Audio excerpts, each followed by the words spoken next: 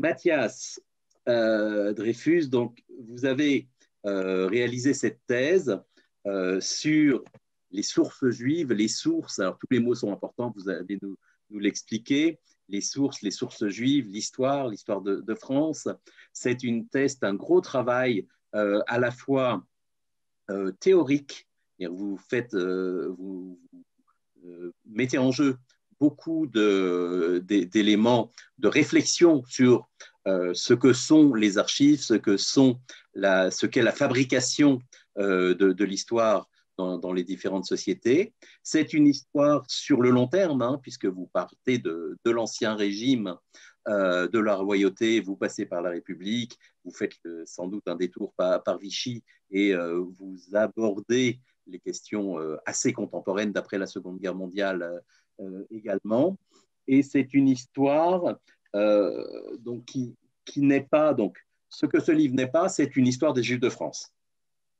Mais à travers ce livre, on peut effectivement retrouver des grands morceaux de l'écriture de cette histoire des Juifs de France. Donc, toute une série de problématiques sur les archives. Qu'est-ce qu'une archive? Qu'est-ce qu'on définit comme archive? Qui définit qu'un document va être archivé et comment et à quelle position? Où sont-elles conservées et la manière dont elles sont conservées va-t-elle avoir une influence sur leur utilisation par les historiens, évidemment, mais bien au-delà, et c'est évidemment ce qui me séduit aussi dans votre travail en tant que professionnel de bibliothèque et des archives, vous êtes allé interroger les pratiques même des professionnels, là encore sur la longue durée, pour voir comment ces règles internes, ces normes de traitement et de définition des archives, d'inventaire, de catalogage et de mise à disposition, tous ces termes qui sont le quotidien, disons, de cette petite fraternité d'archivistes, vous êtes allé interroger tout ça pour savoir comment cela influence l'écriture de l'histoire et avec un rôle très politique, à la fois politique et social, au fil de l'histoire de France et donc de la présence ou pas des Juifs dans cette histoire. Donc, je vais commencer par vous demander, cher Mathias, comment donc, et d'expliquer un peu ce titre, et surtout, comment vous êtes arrivé, par votre formation et par quel goût, vous êtes arrivé à travailler sur un sujet d'histoire de l'histoire, si j'ose dire, ou d'histoire de la fabrication de l'histoire. Écoutez, merci beaucoup Jean-Claude. Vous m'entendez? C'est Très bon? bien. Très bien. Bon, tout d'abord, je tiens très vivement à vous remercier à la fois Jean-Claude Kuperminck et Ariel Danan de l'invitation qui m'a été faite de présenter ce livre, donc, comme vous l'avez très bien rappelé, qui est effectivement issu d'une thèse qui a été soutenue il y a maintenant quelques années, en 2017, et donc qui est effectivement une thèse d'histoire sur donc alors, dont le titre que je vais un peu expliciter, le titre du livre est devenu donc Aux sources juives de l'histoire de France. Le titre de la thèse, à l'origine, avait été peut-être un peu plus explicite, puisqu'il s'intitulait Fabrique des archives, fabrique de l'histoire, donc sur la construction des sources de l'histoire des Juifs en France.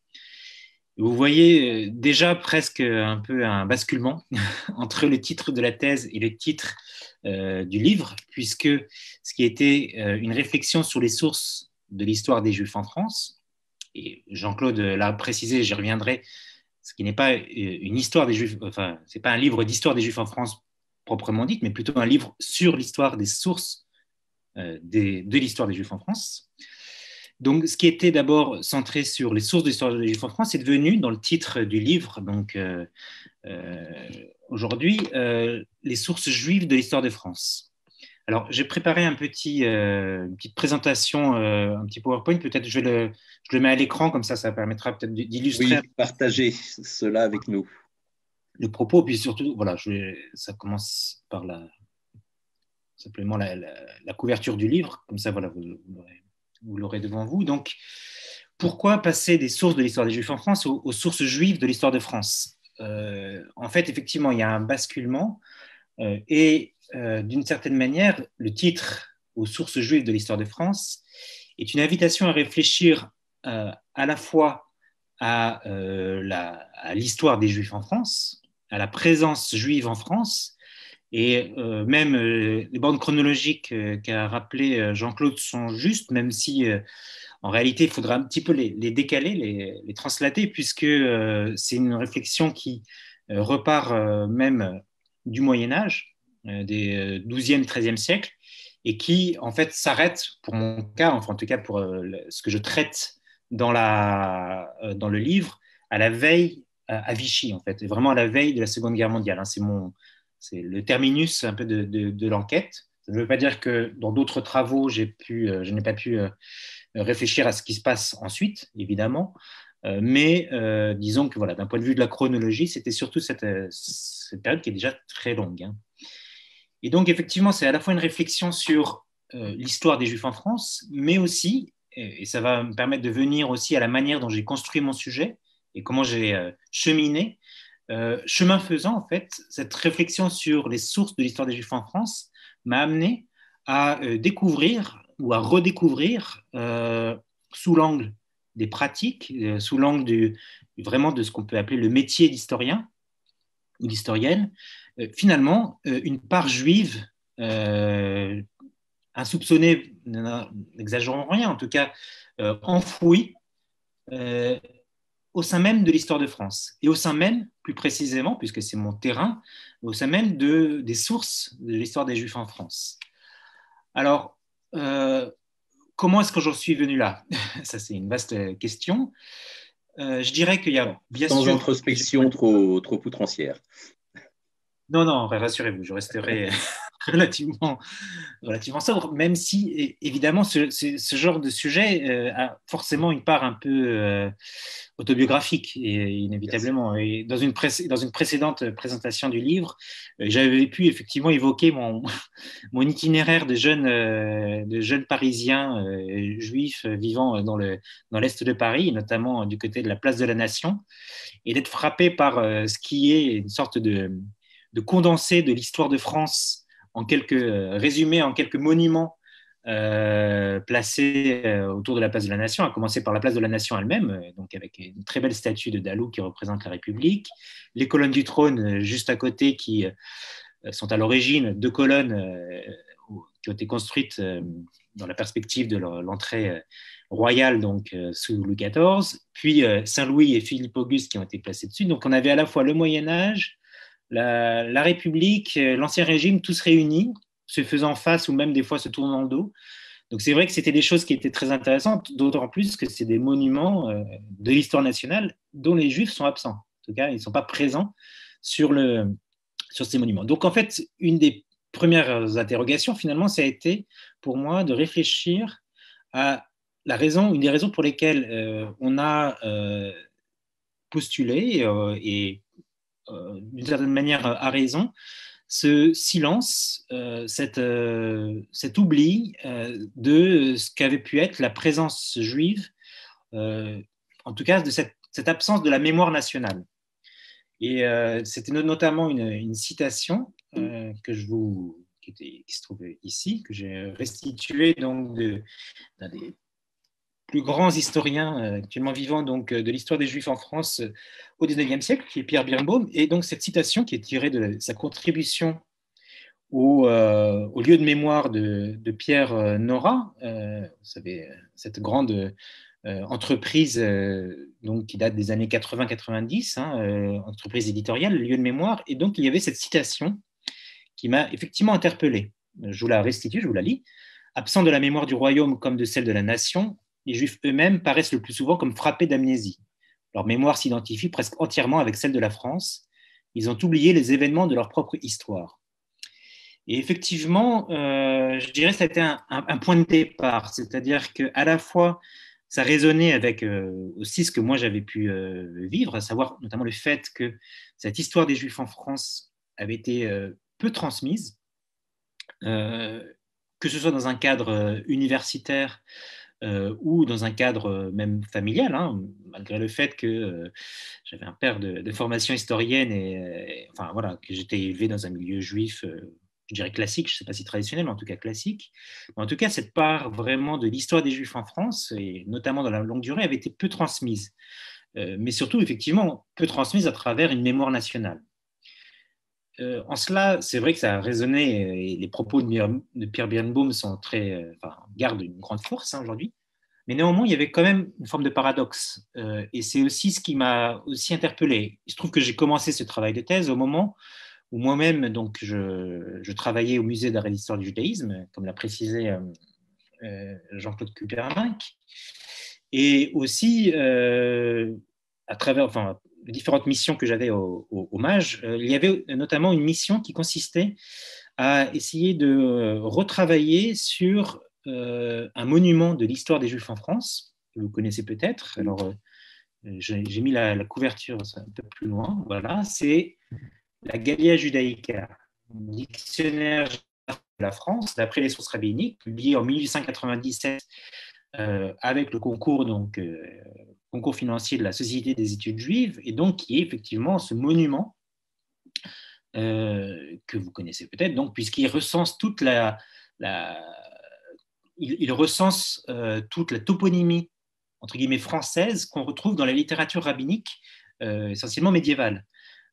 Et donc, j'avais été chargé à ce moment-là, ça remonte à plus d'une dizaine d'années, d'essayer de la réactualiser, c'est-à-dire essayer de refaire une sorte d'histoire des Juifs en France, mais en reprenant le point de vue local, ce qui m'a permis de redécouvrir ou même de découvrir un continent oublié, du grand public, qui est toute la production scientifique sur l'histoire des Juifs en France depuis le 19e siècle, et en particulier depuis 1880, et depuis la fondation de la Revue des études juives, donc qui est cette revue scientifique qui existe toujours aujourd'hui, vénérable revue, et dont les premiers travaux, dès 1880, donc vraiment le moment de la fondation, portent sur l'histoire des Juifs en France.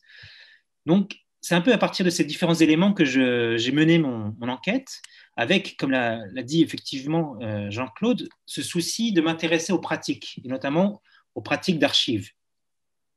Alors là aussi, ça renvoie à une histoire un peu plus longue que je n'ai pas forcément le temps de développer ici, mais qui effectivement j'avais un intérêt depuis déjà quelques années pour vraiment le travail, vraiment de comment dire,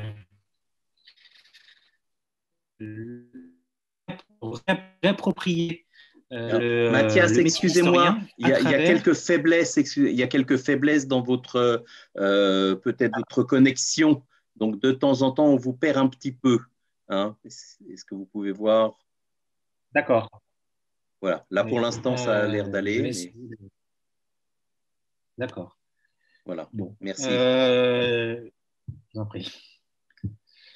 Donc, juste pour revenir, cette question des archives me semblait très importante parce que c'est effectivement ce qui fait le lien avec tous les historiens.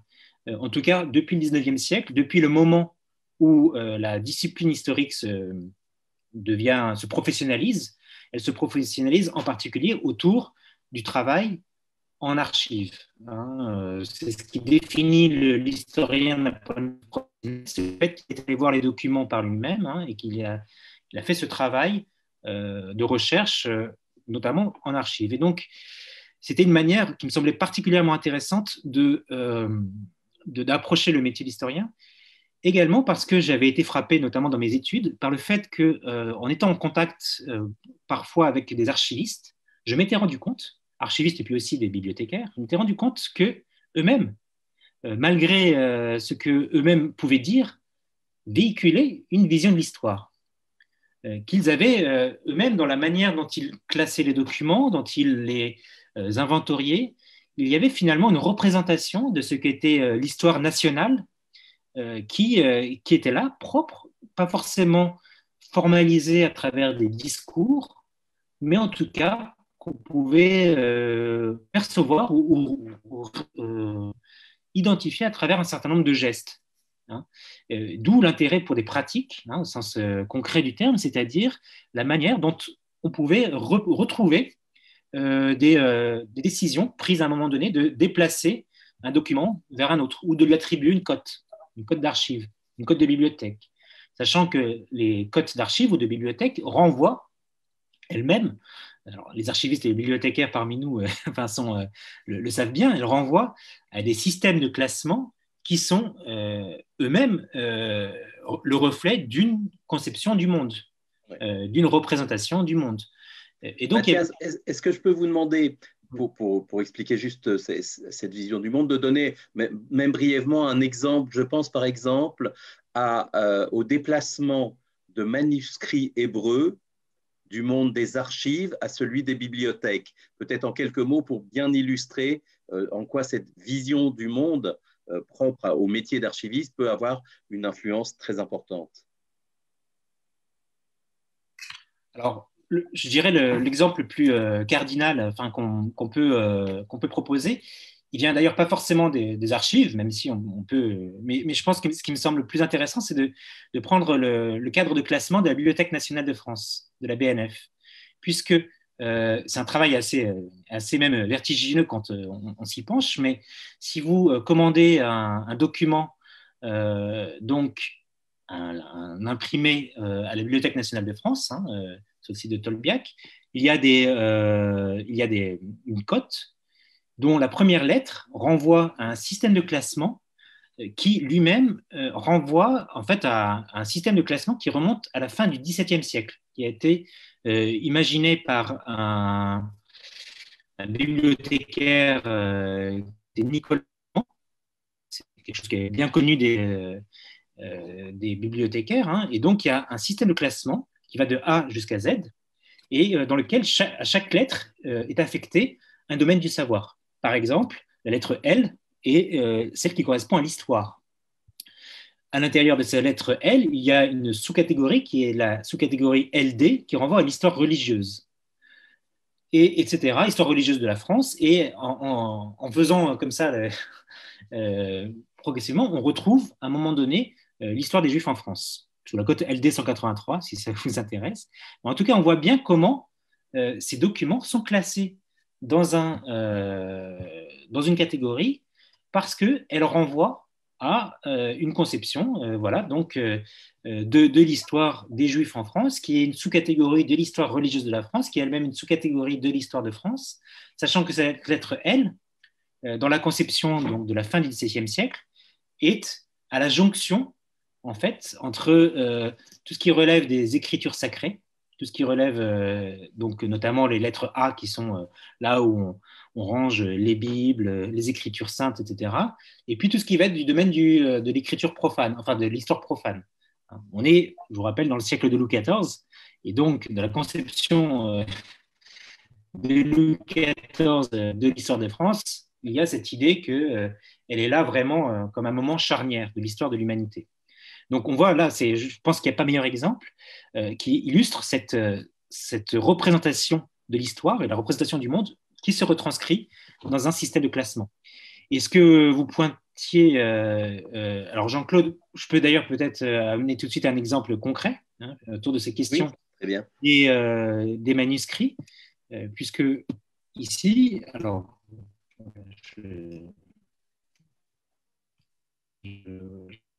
mais vous avez ici un manuscrit hébreu donc, qui a la cote actuelle BNF hébreu 302, qui est un manuscrit tout à fait exemplaire. C'est un in-folio. Vous m'entendez? Oui, bien. Oui, avec des petites pertes de temps en temps. C'est un. Désolé, voilà. C'est un in-folio donc, qui remonte au XIIIe siècle et qui, vraisemblablement du XIIIe siècle, ou en tout cas probablement du début du XIVe siècle jusqu'en 1862, se trouvait aux Archives nationales. Il se trouvait aux Archives nationales et il se trouvait même plus précisément dans le Trésor des chartes du Royaume, qui est l'actuelle série J des Archives nationales, qui est en fait la série la plus prestigieuse des Archives nationales, puisqu'elle correspond, d'un point de vue presque un peu mythique même, correspond au noyau des archives de l'ancienne monarchie, constituée dès l'époque de Louis IX, de Saint-Louis, voire probablement un peu avant, sous Philippe Auguste. Et c'est très intéressant, puisque quand ce manuscrit se trouvait aux Archives nationales, donc avant d'être archive nationale, donc au Trésor des Chartes, elle y était présente, mais elle n'avait pas de cote. Il n'y avait pas de cote attribuée. Les archivistes, les gardiens du Trésor des Chartes savaient qu'il existait, qu'il était présent, mais ne lui avaient pas attribué de cote.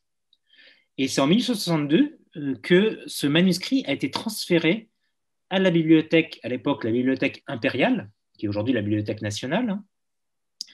Et ce transfert est vraiment le signe, pour moi, d'une double révolution. C'est-à-dire, c'est à la fois le signe d'une révolution qu'on pourrait dire documentaire, puisque c'est le moment où archivistes et bibliothécaires tendent à s'accorder à ce qui doit être conservé par les archives, c'est-à-dire des documents d'archives. Excusez-moi, Mathias, là, on a un peu perdu. Excusez-moi, Mathias, on a un peu perdu vos phrases précédentes quand vous avez parlé de la révolution documentaire. On a mal perçu. Documentaire dans le sens où c'est le moment en 1862 où on commence à s'accorder sur ce qui est un document d'archive et ce qui est un manuscrit. Et c'est à la faveur de cette redéfinition qu'on estime que cet in-folio, ce très beau manuscrit, qui est en fait un commentaire de la Bible par Rachi, qui a été copié, donc c'est une copie du XIIIe siècle, que ce manuscrit devait être déplacé depuis les archives vers la bibliothèque impériale, qui est aujourd'hui la Bibliothèque nationale. Et puis, donc, c'est aussi le moment, il y a un effet de concomitance tout à fait étonnant et intéressant, c'est aussi le moment où des scientifiques, des philologues, et notamment une figure tout à fait importante sur laquelle je reviens dans le livre, qui est la figure de Arsène Darmstädter, donc un philologue romaniste, spécialiste des langues romanes, de l'ancien français, de l'ancien et moyen français, se penche sur ces manuscrits pour y lire non pas une histoire de l'exégèse biblique ou talmudique, mais plus précisément pour y retrouver des mots étrangers, qu'on appelle des léazines. C'est aussi une histoire qui est aujourd'hui assez connue, des mots en fait dans le dialecte parlé par les Juifs en Champagne au XIe, XIIe siècle, on va dire, qui sont retranscrits en caractère hébreu. Et donc, avec un moment où on commence à s'intéresser de façon une part de l'histoire de France, une part de l'histoire de la langue française. D'une certaine manière, ça illustre bien ce mouvement de balancement entre source de l'histoire des Juifs en France et source juive de l'histoire de France.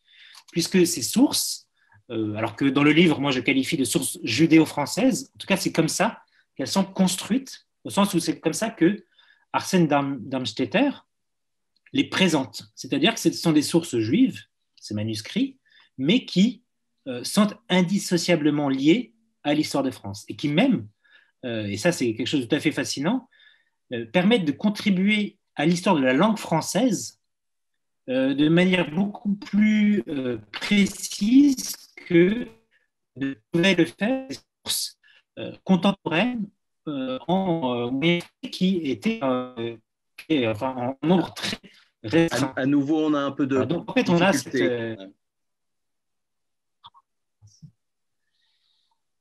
je suis désolé, je vais pas pouvoir, j'ai pas d'autres moyens de. Oui.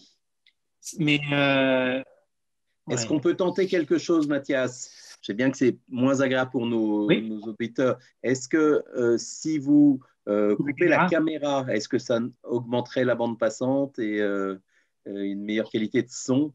C'est pas très agréable. Mais... Je peux essayer, je vais couper la caméra. Quelques minutes au moins pour voir. Attendez, pardon. Voilà. Bon. Voilà. Essayez. Je vous rappellerai à nous très vite. Oui.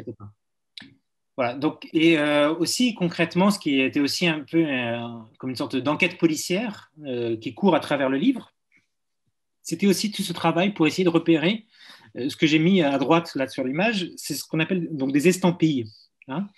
ces estampilles qui marquent en fait la propriété du document. Donc, et sur ce manuscrit en particulier, on le voit, vous avez l'estampille archives du royaume, section historique, donc qui montre bien que en fait, ce manuscrit était conservé aux archives du royaume, et notamment dans la série J des archives nationales, l'ancien trésor des chartes, et comment on a derrière une autre estampille qui est une estampille qui indique l'arrêté de 1862 qui marque le transfert vers la bibliothèque impériale.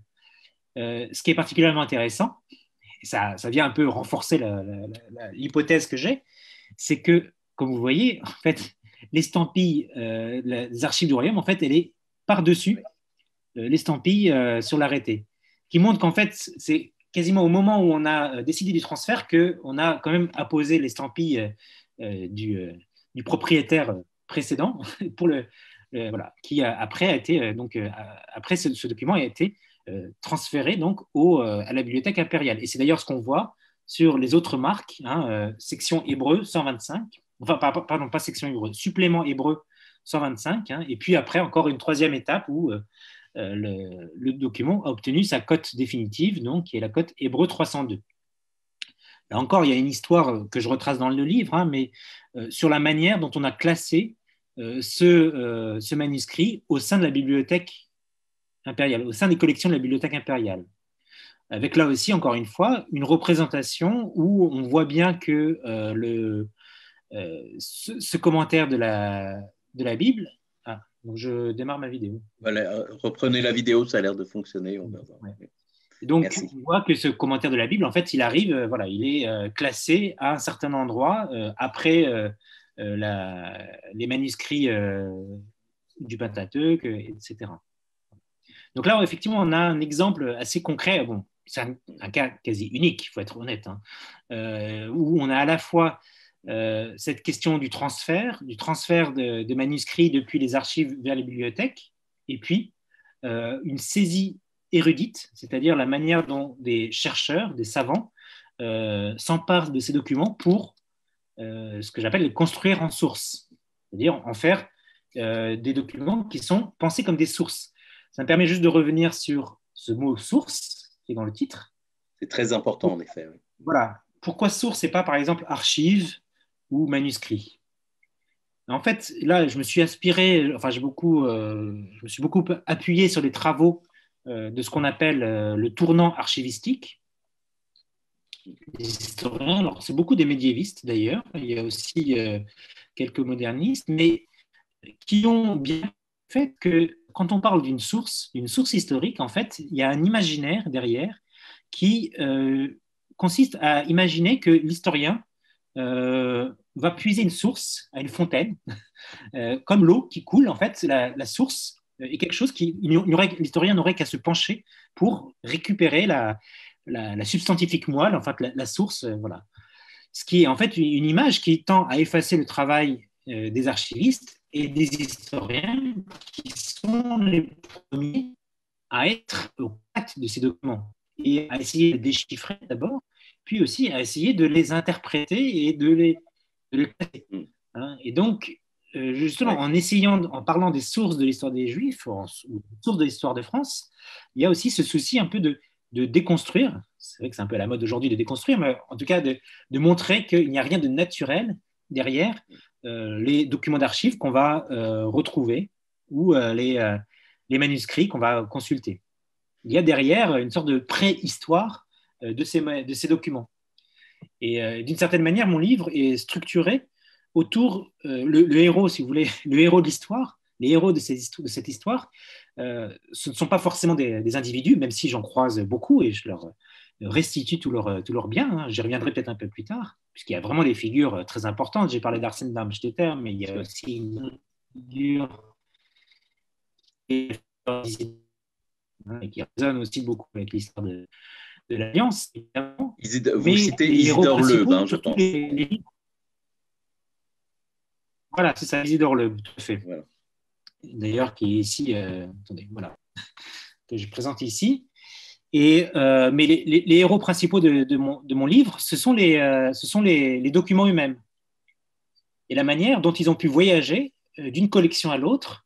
Et puis aussi, et c'est quelque chose d'assez fascinant, de voir comment, au gré des paradigmes historiques, au gré aussi du progrès de la science, hein, tout simplement, ils sont déchiffrés, interprétés de manière différente par des chercheurs, des historiens, mais aussi, et c'est aussi quelque chose d'assez fascinant, par des amateurs qui ne sont ni historiens ni archivistes, mais qui produisent quand même des discours sur ces documents. Alors, vous évoquez donc beaucoup donc, ces différentes sources, les archives, les manuscrits, mais un long développement tout à fait indispensable est consacré à l'épigraphie. Les sources matérielles, on va dire physiques, sur du bâti, sur des bâtiments ou sur des pierres, et surtout ce qui est passionnant, c'est l'idée qu'un certain nombre de sources de l'histoire de France sont accessibles à l'air libre d'une manière plus ou moins symbolique, ou en tout cas très intéressante dans votre analyse. Une bonne partie des sources sur la présence des Juifs en France, parce que c'est ça en fait qui est souvent l'enjeu, sont des sources souterraines, sont des sources archéologiques. Il faut fouiller, il faut creuser pour les obtenir. Alors, tout à fait. Attendez, je vais me remettre notamment sur cette double page qui est assez éloquente. Effectivement, là, on a un cas tout à fait intéressant, puisque au XIXe siècle, alors on reparle beaucoup ces derniers temps, enfin depuis, on va dire, une vingtaine d'années de l'archéologie du judaïsme, il y a tout un renouveau il y a des archéologues, enfin, il y a vraiment, on a l'impression que effectivement, cette archéologie du judaïsme à l'échelle de l'Europe, elle a véritablement rené enfin, ces 20 dernières années, 20-30 dernières années. Il y a néanmoins des précédents, et ces précédents, ils remontent au 19e siècle. Et notamment, enfin, une des Bibles sur les inscriptions hébraïques et juives donc, en France médiévale, c'est notamment l'inventaire qu'avait réalisé au début des années 80 Gérard Naon, feu Gérard Naon, puisqu'il avait fait ce très bel inventaire et qui donc montre bien, à travers toutes les recensions qu'il fait, que déjà au 19e siècle, on a beaucoup de choses qui ont été découvertes. Mais je dirais la particularité du 19e siècle, c'est que les découvertes d'inscriptions hébraïques, elles se font toujours de manière accidentelle. C'est le hasard de la pioche qui fait que des archéologues. Alors après, il faut voir ce qu'on appelle un archéologue au 19e siècle. Souvent un travail d'amateur comparé à ce qu'on voit aujourd'hui. Voilà, souvent c'est des amateurs, c'est des érudits qui n'ont pas du tout de pratique archéologique. Souvent, d'ailleurs, ce sont des véritables découvreurs de ces pièces, ce sont des ouvriers qui travaillent sous la conduite d'archéologues, ce qu'on appelle des archéologues, et qui donc découvrent ces vestiges. Et c'est assez fascinant de découvrir, à travers notamment toute la littérature des sociétés savantes, notamment les sociétés savantes de province, comment ils retrouvent, donc c'est principalement des archéologues ou des érudits chrétiens, découvrent des fragments de stèles. Alors c'est essentiellement des fragments de stèles funéraires. Ils les retrouvent et essayent de les interpréter. Parfois avec bonheur, parfois de façon complètement fantasque. C'est assez croustillant même parfois de voir comment il y a une méconnaissance profonde, qui est à la fois une méconnaissance profonde de l'histoire des Juifs en France, du fait qu'il y avait une présence à l'échelle locale ancienne, d'origine médiévale. Donc, quelque chose qui s'est en partie. Alors, c'est. Comment dire? Là aussi, il y aurait peut-être à nuancer, puisque ce n'est pas forcément qu'ils ignorent, mais ce qu'ils ignorent souvent, c'est les conditions dans lesquelles ces Juifs ont résidé à l'échelle locale. Voilà. À l'échelle de villes, de régions, etc. Ça, c'est quelque chose qui n'a pas été transmis. Et puis aussi, même des fois très concrètement, l'ignorance de l'hébreu. Le fait que ces érudits, dans la première moitié du XIXe siècle, font appel aux quelques hébraïsants réputés sur la place de Paris pour déchiffrer ces stèles. Alors ici, ce que je vous ai présenté, c'est un cas tout à fait étonnant, donc, que je raconte dans le livre. Donc, voilà, je vous invite à découvrir le détail de cette histoire, vraiment comme une enquête policière, hein. Puisque cette pièce, vous la connaissez peut-être, cette salle, c'est la salle qui ouvre le parcours permanent du musée d'art et d'histoire du judaïsme. Donc, à l'époque où je rédigeais ma thèse, que je rencontrais sur mes pas à peu près 3 fois par jour, puisque j'y travaillais, hommage.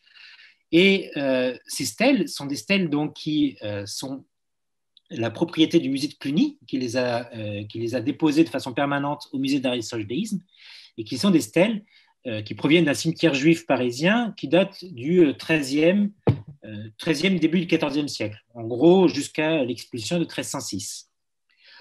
Et ce qui est tout à fait intéressant, alors ce cimetière, en fait, on en avait la trace documentaire, je dirais, dans les archives, et y compris d'ailleurs au Trésor des Chartes, puisqu'on avait une pièce, une charte qui date de 1283, dans la série, enfin dans la layette juive du Trésor des Chartes. J'y reviendrai peut-être un peu plus tard. Ah, le mot layette, il va falloir que vous l'expliquiez. Hein.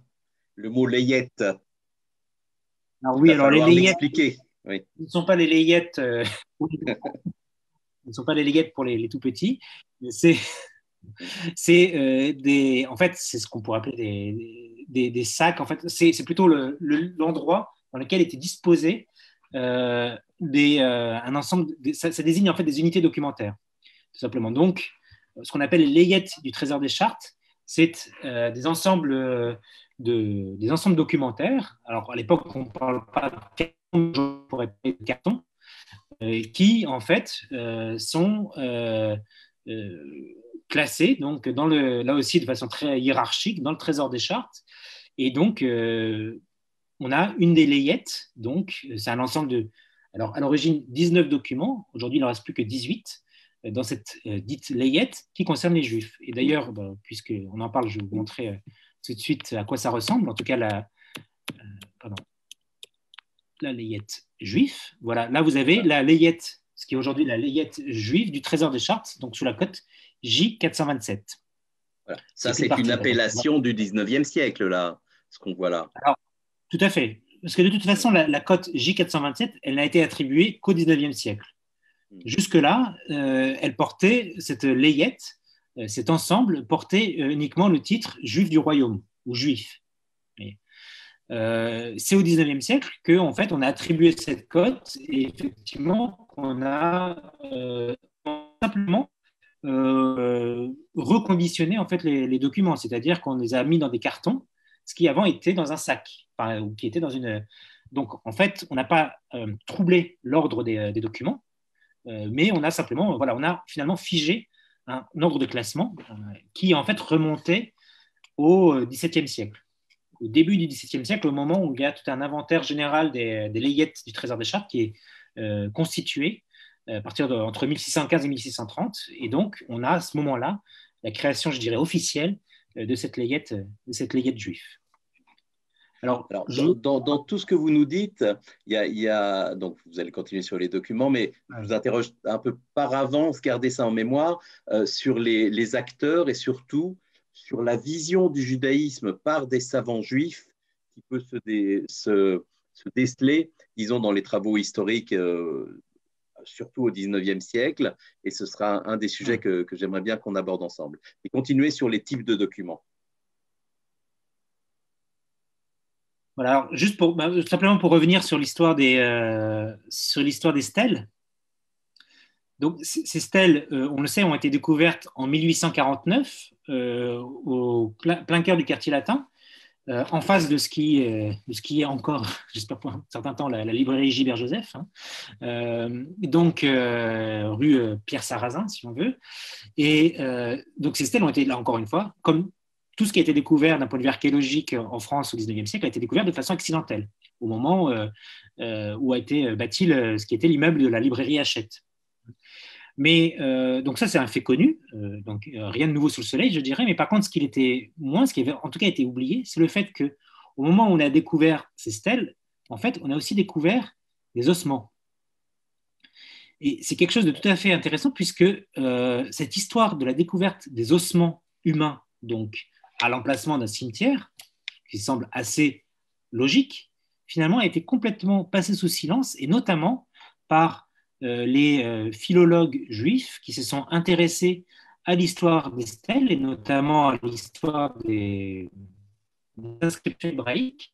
Je pense notamment à Moïse Schwab, qui a été un des grands, voilà, un grand acteur de cette histoire des Juifs en France, qui était bibliothécaire à la Bibliothèque nationale de France et qui a fait tout un rapport, un inventaire.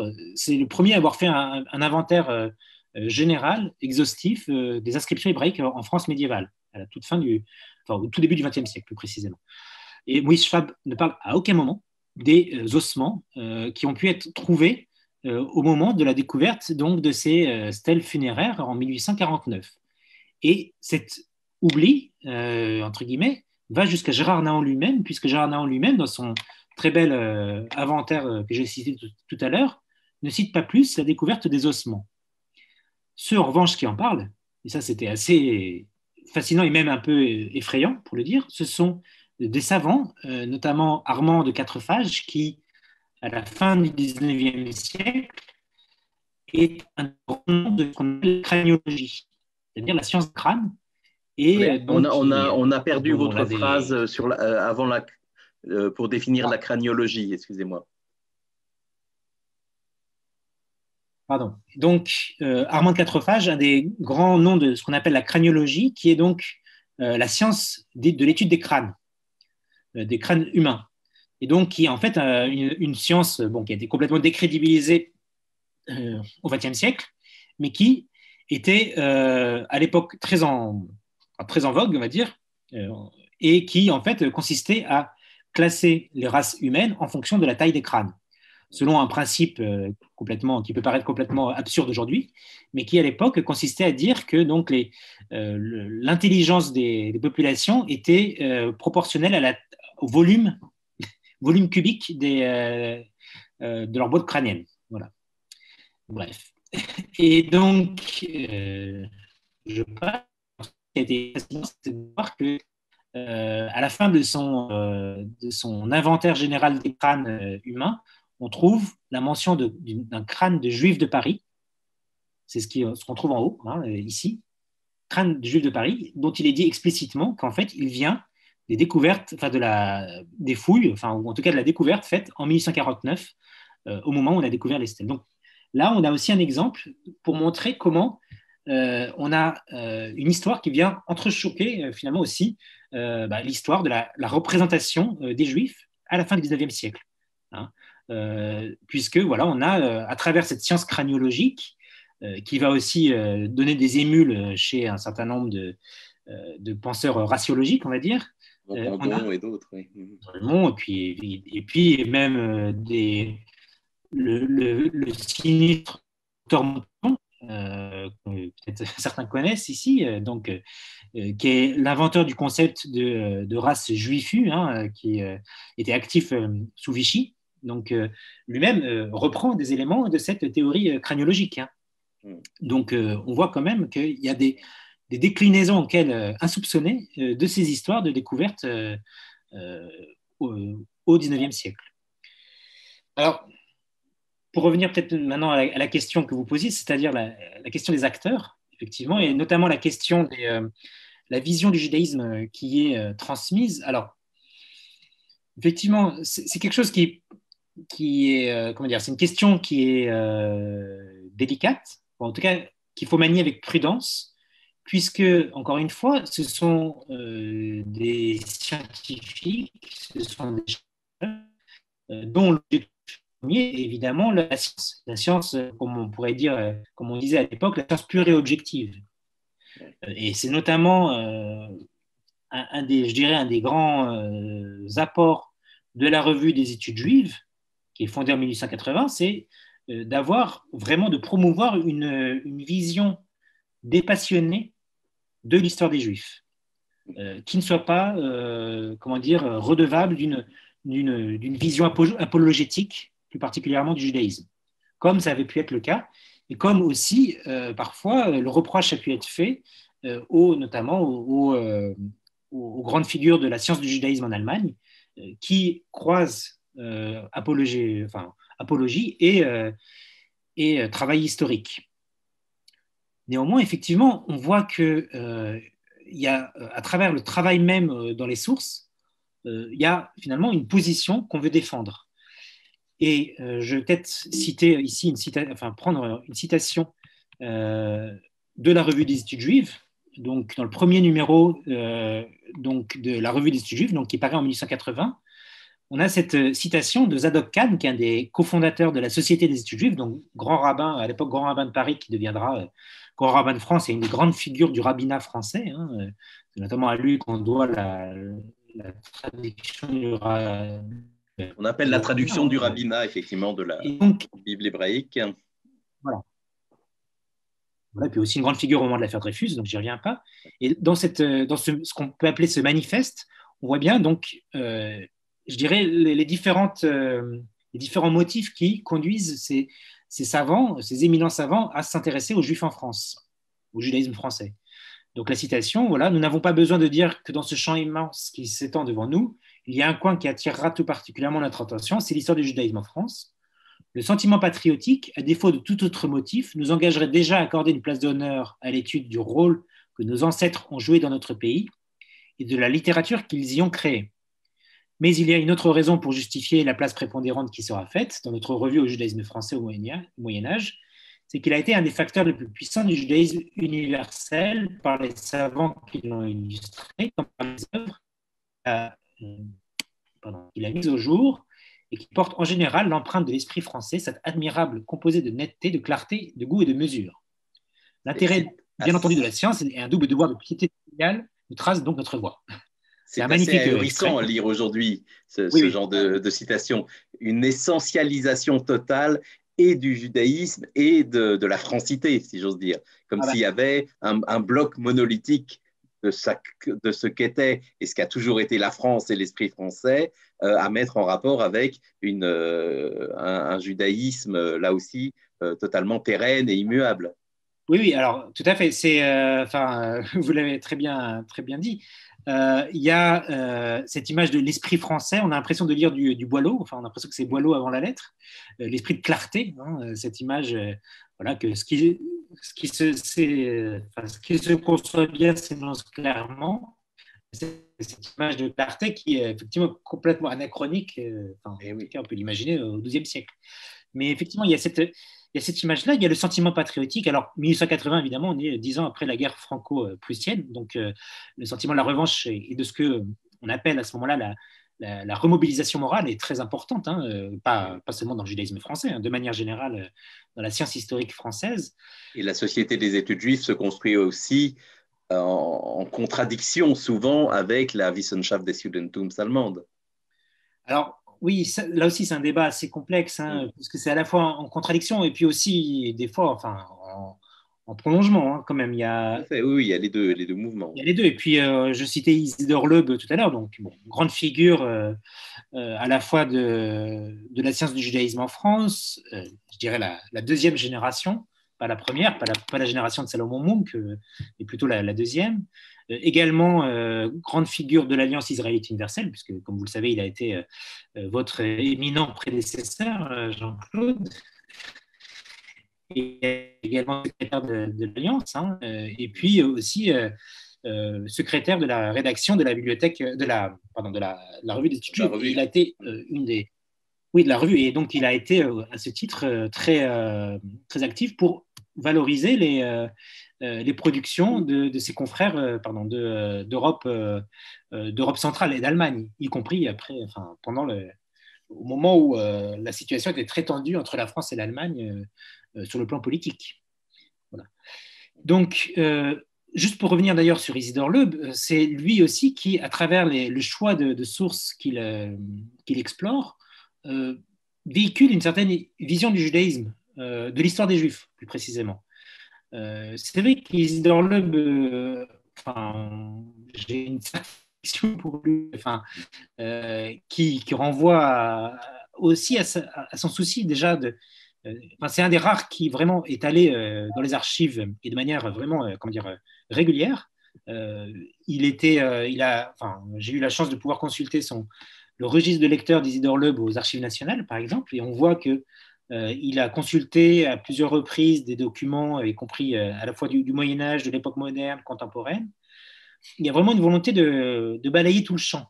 Et puis, il y a aussi un aspect tout à fait intéressant, et là, je remercie Jean-Claude en tant que directeur de la Bibliothèque de l'Alliance, puisque à la Bibliothèque de l'Alliance, on a aussi un fonds d'érudits, et notamment un fonds Isidore Leub, où on a ce qu'on pourrait appeler des reliques du travail d'érudition mené par Isidore Leub.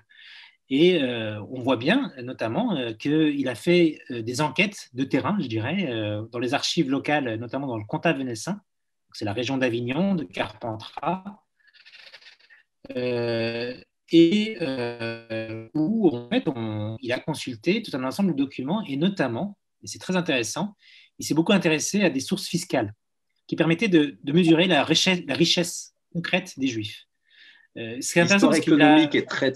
est trop souvent négligée, et les sources du fisc et les sources notariales qui ont été assez souvent sollicitées en sont un aspect vraiment capital.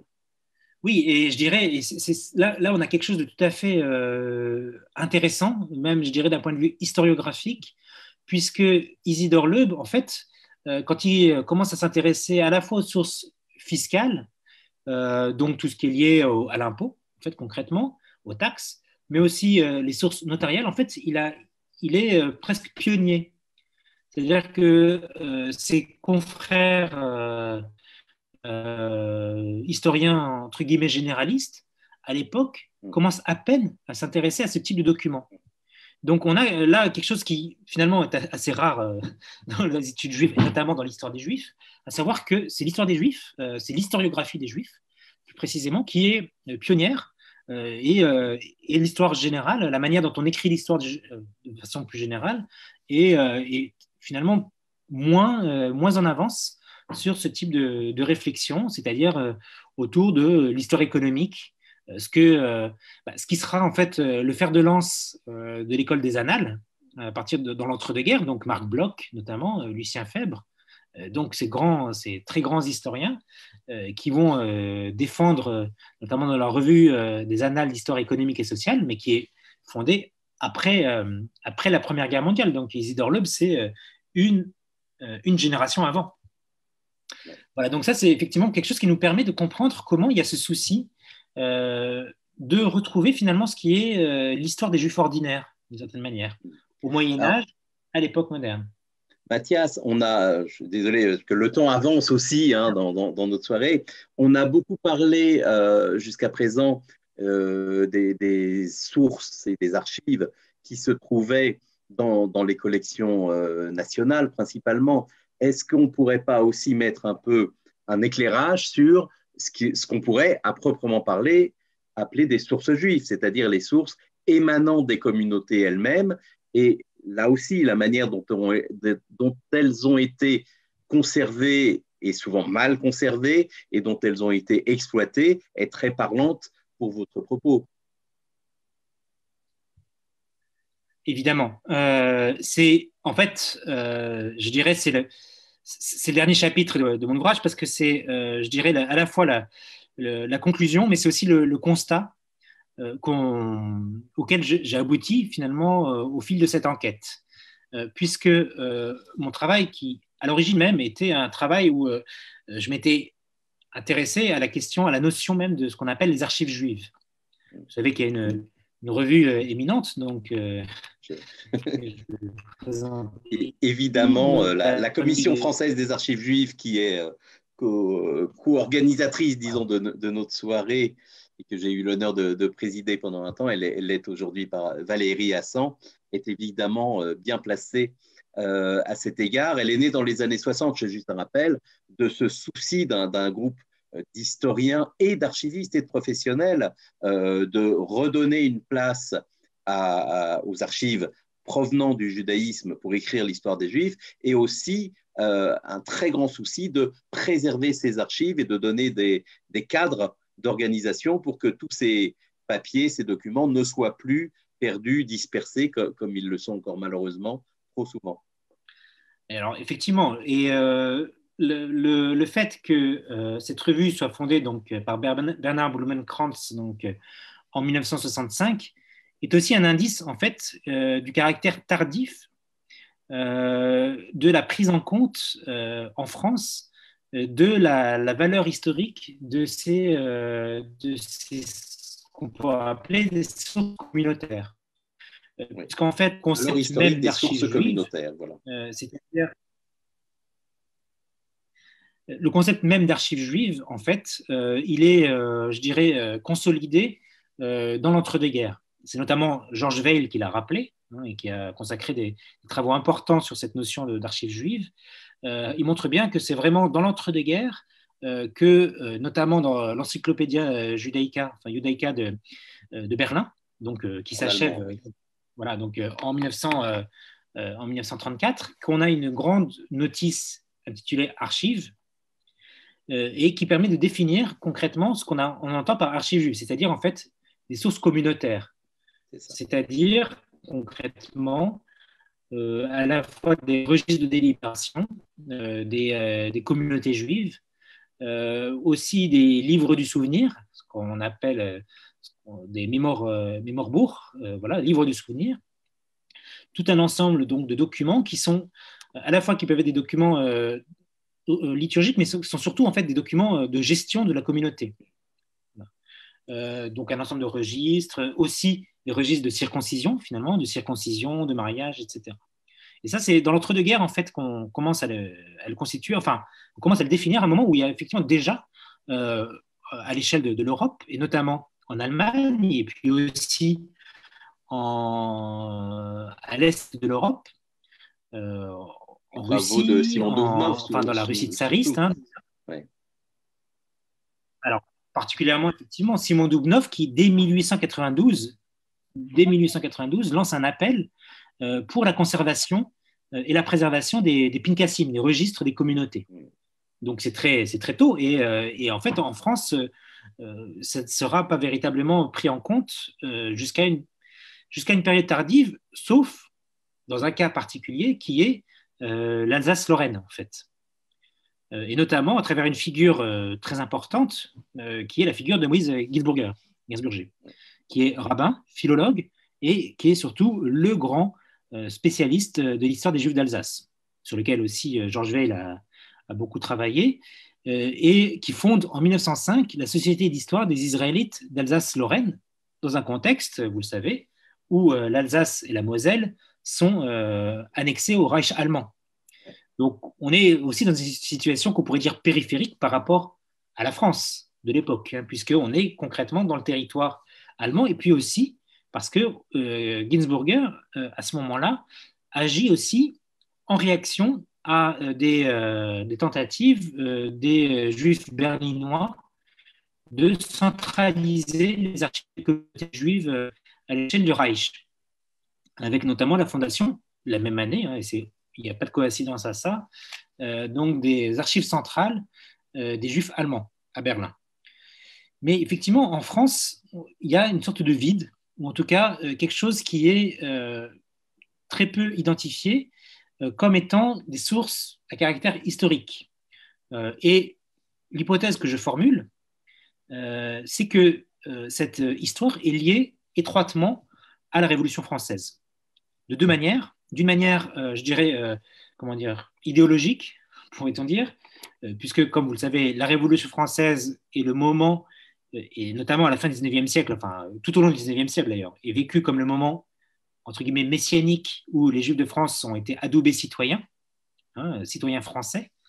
Et donc, de ce fait, il y a, et c'est clairement, je dirais, le sens du pacte révolutionnaire, c'est-à-dire il y a le souci de cette histoire, ou en tout cas de ne pas se retourner sur une histoire intérieure, une histoire communautaire antérieure à la Révolution, qui, pendant de longues décennies au XIXe siècle, est vécue comme une histoire principalement d'humiliation.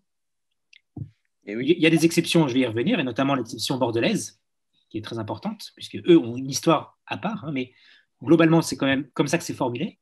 Et puis l'autre aspect, c'est aussi un aspect très concret qui consiste en fait dans le fait que au moment de la Révolution française, les constituants, vous savez, nationalisent les biens du clergé et notamment opèrent le transfert des archives des congrégations religieuses catholiques depuis les congrégations vers, les dépôts publics d'archives. Ce qui fait qu'aujourd'hui, on a dans les dépôts d'archives départementales une magnifique série du clergé catholique, c'est les séries G et H, si je ne me trompe pas, qui sont conservées comme des archives nationales, des archives nationalisées au moment de la Révolution française. Or, rien de tel n'a été fait pour les Juifs, pour les communautés, ce qu'on appelait les nations juives de France, d'ailleurs, pas plus pour les protestants. Et ce qui fait qu'en fait, ces archives ont été laissées à la bonne volonté des responsables communautaires, sachant qu'il y a au moins une quinzaine d'années qui se déroulent, une vingtaine d'années qui se déroulent entre la Révolution française, 90-91, le moment où les Juifs obtiennent la citoyenneté française, et la création des consistoires sous l'égide de Napoléon. Et ces 20 années qui vont être assez terribles, je pense, pour un certain nombre d'archives communautaires, puisqu'elles vont, si on veut, elles vont, entre guillemets, elles vont être dissoutes, elles vont disparaître, elles vont être dispersées, certaines détruites. Je rappelle quand même qu'il y a aussi l'épisode de la terreur, avec une politique anti-religieuse assez violente. Donc, il y a vraisemblablement un certain nombre d'archives communautaires qui ont été détruites à ce moment-là. Et en réalité, on va avoir pendant de longues décennies un désintérêt pour ces archives, sauf effectivement à Bordeaux. Et l'autre exception, c'est à Metz, où effectivement on a encore, mais ça reste à l'état de reliques encore, des archives communautaires qui ont été d'ailleurs versées aux archives départementales de Moselle. Voilà. Mais il faut bien voir que finalement, quel que soit le pays, malheureusement, l'histoire des archives juives est très souvent une histoire de dispersion et de destruction, encore aujourd'hui, on n'y échappe pas, et qu'il y a tout un mouvement encore assez minoritaire qui essaye de travailler, chez certains professionnels en particulier, à la réinstauration, si j'ose dire, et même à la restauration parfois de ces archives. Mais il y a un côté, là, au-delà de votre sujet proprement parlé, il y a un côté volatile et presque aléatoire des archives. Je donnerai juste un exemple. Il y a quelques jours, on a vu brûler en Belgique des milliers et des milliers de pages, et c'est assez peu connu en France, de documents en hébreu. En fait, il s'agissait d'un incendie qui s'est déroulé dans le tunnel désaffecté d'une gare en Belgique. Et ce tunnel désaffecté contenait la guéniza d'une communauté juive de Bruxelles. Voilà. Et tout ça est parti en fumée pour des raisons sans doute accidentelles. Et puis de temps en temps, on a la chance de voir revenir des archives. C'est ce qui s'est passé aussi. Je pourrais donner un autre exemple ici à l'Alliance, des archives volées par les nazis pendant la Seconde Guerre mondiale, dans les années 40, qui se sont retrouvées ensuite prises par les soviétiques à la fin de la Seconde Guerre mondiale et qui ont réintégré les locaux de l'Alliance israélite universelle dans les années 2000. Donc il y a finalement ce qui fait archive, et c'est un peu ce qui apparaît aussi dans la longue durée de votre livre, c'est parfois des documents qu'on n'avait pas forcément l'intention de conserver, ou en tout cas qui n'avaient pas une vocation à devenir des éléments historiques. Oui, je dirais même, par définition, même à l'origine, n'était pas forcément destiné à être perçu comme historique. Et d'ailleurs, l'ambiguïté est parfois restée longtemps. Je pense notamment aux archives qu'a pu collecter Moïse Ginsburger au sein de la Société d'histoire des Israélites d'Alsace-Lorraine, où Moïse Ginsburger, donc, qui était lui-même rabbin, et qui donc, avait un contact privilégié avec d'autres rabbins alsaciens, et également aussi un peu lorrains, et donc qui effectivement a demandé des documents à ces rabbins. Et des fois, je suis retombé notamment sur des correspondances entre le grand rabbin de Strasbourg Adolphe Uri, si je ne me trompe pas, et Moïse Ginsberger au début du XXe siècle. On voit bien que dans la formulation de Uri, ce qu'il transmet, c'est un livre du souvenir, Mémorbourg. C'est une pièce sacrée, c'est pas quelque chose d'historique. Qui dit historique dit critique historique, dit analyse, etc. Et pour en extraire des informations de caractère historique, pour documenter l'histoire d'une communauté. Or, clairement, ces documents n'avaient pas forcément cette vocation-là. Donc, je dirais, c'est ça, le travail de construction de la source historique, c'est aussi un travail, sans employer des termes trop forts, mais de désacralisation, ou en tout cas où on remet en question, on rejoue la question du caractère sacré adossé aux documents. Absolument. C'est vraiment tout à fait intéressant. Alors évidemment, quand on est comme moi, quand on voit tout ça de l'intérieur, on s'aperçoit aussi, et c'est ce que vous analysez, que les décisions parfois purement pratiques de certains archivistes et bibliothécaires peuvent avoir des conséquences. Et ce qu'on voit aussi, c'est que les différents, disons, une certaine plasticité, un certain mouvement entre les types de documents se fait jour et s'accroît au fil du temps. C'est-à-dire que je pense qu'il y avait une très forte distinction entre ce qu'on a pu appeler des archives et ce qu'on a pu appeler, par exemple, les livres et ce qui était dans les bibliothèques. Et j'ai l'impression que petit à petit, il y a une plus grande l'habilité de ces différentes catégories dans les défauts de conservation aujourd'hui. Alors, oui, je pense que, enfin, moi l'histoire que je retrace, c'est vraiment l'histoire de la séparation. C'est-à-dire l'histoire de la séparation entre manuscrits et archives. C'est pas une histoire qui est apaisée, parce que c'est une histoire qui a été voilà, très... Elle est encore en cours, voilà. Oui. Voilà, elle est encore en cours, et ce qui est intéressant à voir, si ça vous intéresse, enfin, il y a des travaux qui ont été menés là-dessus, mais c'est une lutte politique. C'est-à-dire que c'est vraiment une rivalité, notamment entre les archives nationales et la Bibliothèque nationale, extrêmement virulente, pour essayer de capter le patrimoine national, en fait, les monuments de l'histoire nationale. Et donc, autour de cette histoire, et il faut le dire que le grand perdant dans l'affaire, ça a été les archives.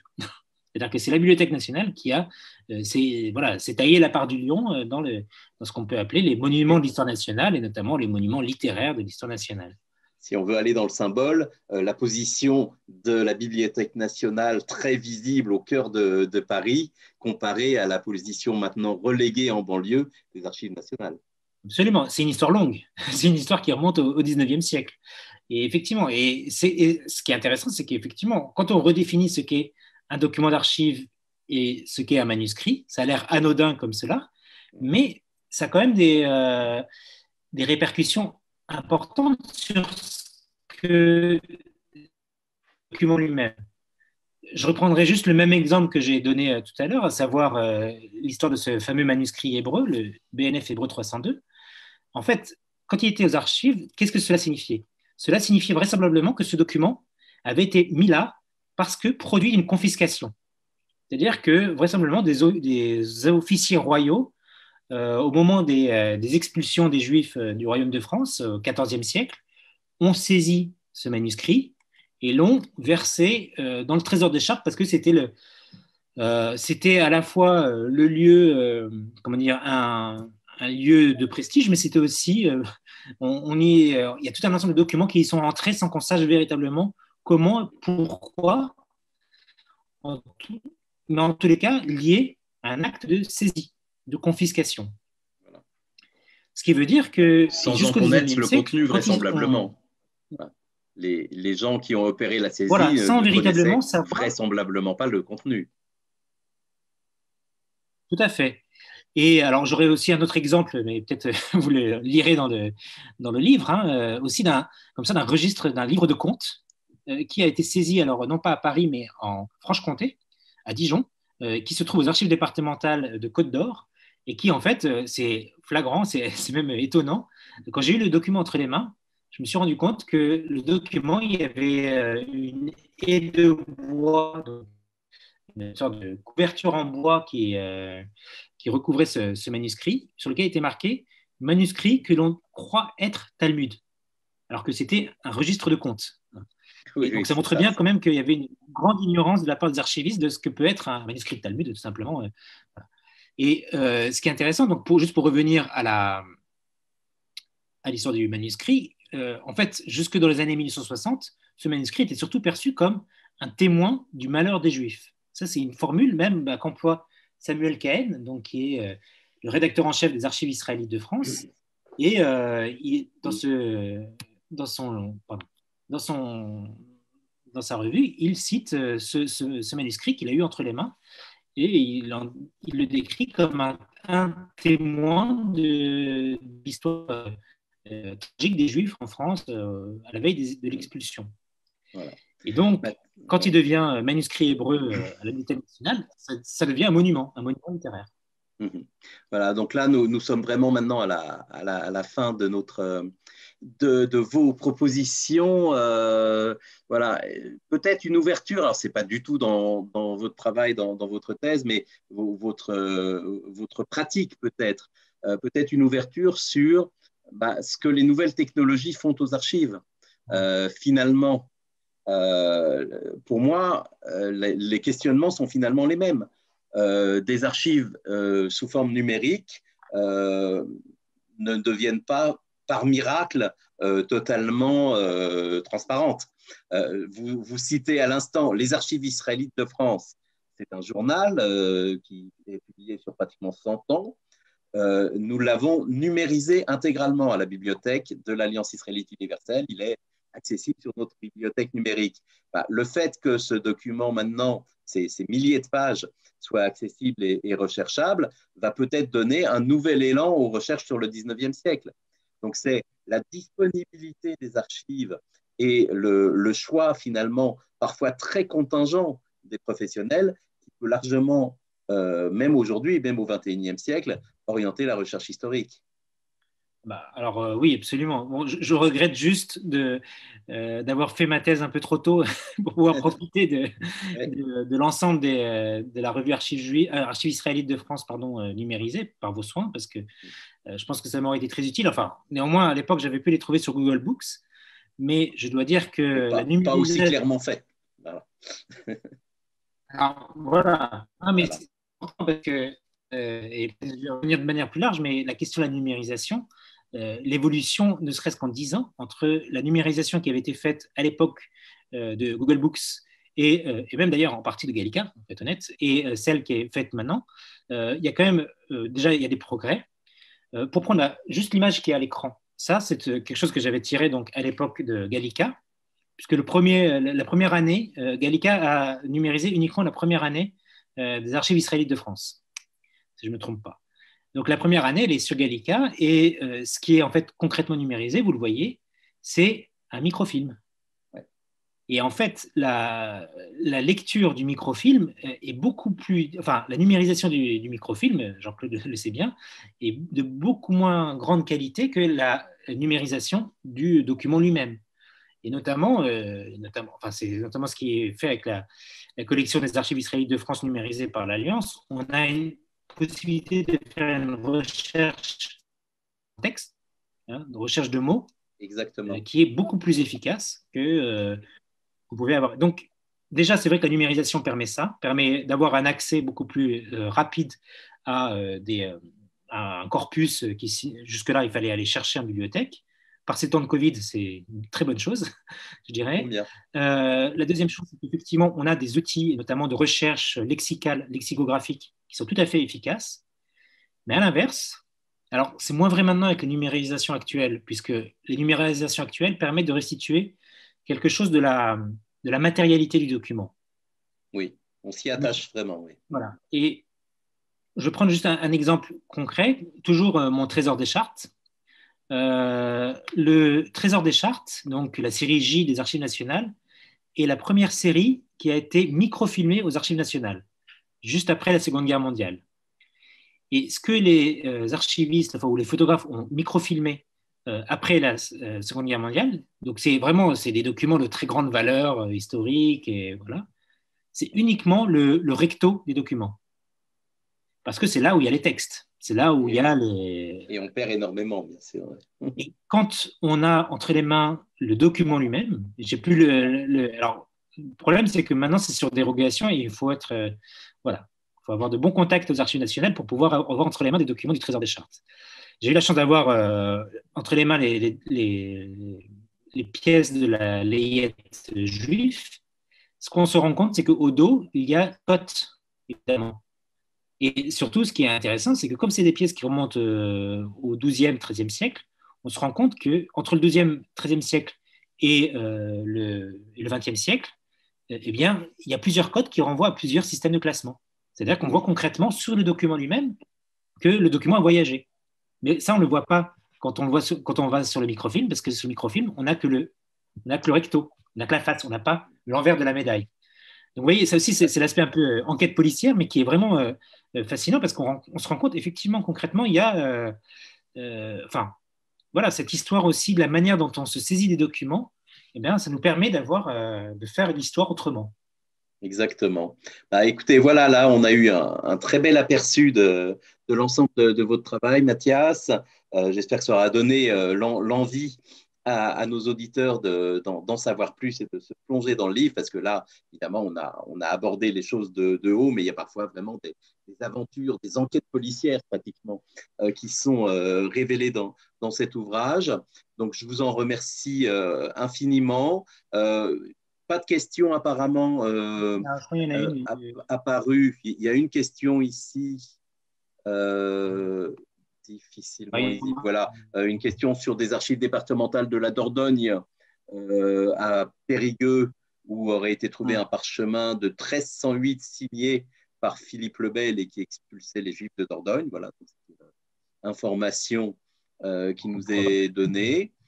Je pense que notre ami Ariel Danan, qui aurait bien voulu participer un peu à notre discussion, a des problèmes techniques et malheureusement ne peut pas réellement intervenir. Donc, si vous voulez bien, Mathias, donc peut-être en un rapide mot de conclusion, nous dire finalement ce que vous a apporté ces années, disons, de recherche. Et si dans votre pratique aujourd'hui, votre pratique à l'intérieur des musées, cette expérience vous est encore utile. Oui, alors, tout d'abord, oui, merci. Hein, puis, enfin, n'hésitez pas si vous avez des questions, effectivement, là, dans les quelques minutes qui nous restent, je répondrai avec plaisir. Sur ce que ça m'a apporté, bon, alors ça m'a apporté d'abord beaucoup de travail, enfin beaucoup de fatigue, on va dire, mais aussi de la joie quand on arrive à trouver quelques pépites. Mais ce que je dirais, c'est surtout, enfin, dans ma pratique aujourd'hui, et bon, vous aviez mentionné au début de la présentation le fait que je travaille actuellement à une exposition sur l'histoire des relations entre juifs et musulmans en France. Ce qui m'intéresse, c'est aussi la manière dont on expose les documents d'archives. Oui. Et comment ce qui effectivement est la source par excellence de l'historien, l'archive, ou les archives, pour des gens du musée, est au contraire une sorte de repoussoir. Parce que c'est à la fois c'est ce qu'on pourrait appeler une sorte de mal nécessaire. Oui.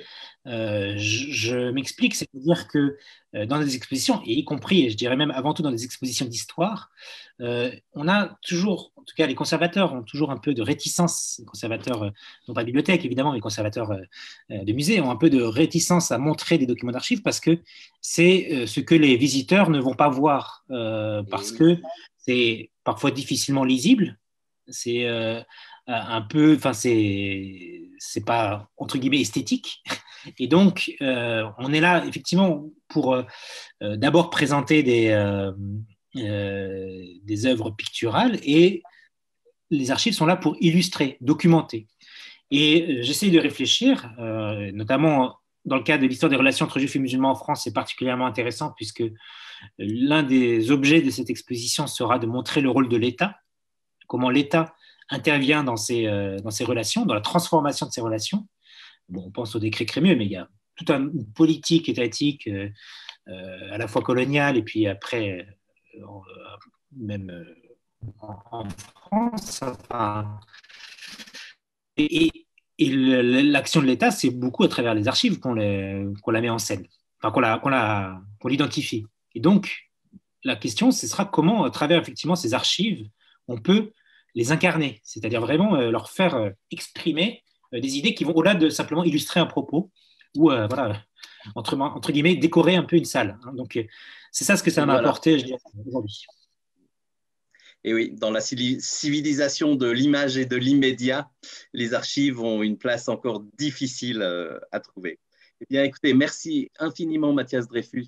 Très belle présentation. Je vois qu'il y a plusieurs appréciations hein, de votre travail par les différents participants et les auditeurs. Donc, aux sources juives de l'histoire de France, CNRS Éditions, de Mathias Dreyfus, donc en vente dans toutes les bonnes librairies, accessible évidemment dans toutes les bonnes bibliothèques, dont celle de l'Alliance israélite universelle. Un grand merci Mathias pour cette, j'allais dire, cette plongée dans le monde des archives et qui est vraiment très riche, non seulement pour l'historien, mais j'avoue pour les professionnels d'être amené à s'interroger également sur sa propre pratique. Donc, merci et à très bientôt donc, pour les futures expositions.